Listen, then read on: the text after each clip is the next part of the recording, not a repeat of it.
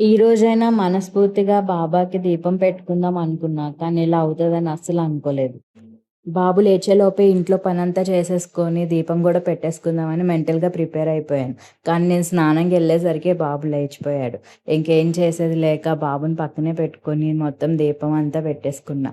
కానీ బాబు మీదే ఎక్కువ ధ్యాసుంది దేవుడి మీద కంటే. కానీ ఎలాగో పెట్టుకోవాలని మెంటల్‌గా ప్రిపేర్ అయ్యాను కాబట్టి దీపారాధన అయితే చేసేసుకున్నా. ఓం సాయిరాం. ప్లీజ్ నచ్చితే సబ్స్క్రైబ్ చేయండి.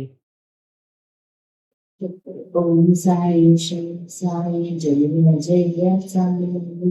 ఓం సాయి శ్రీ సాయి జయ జయ సాయి.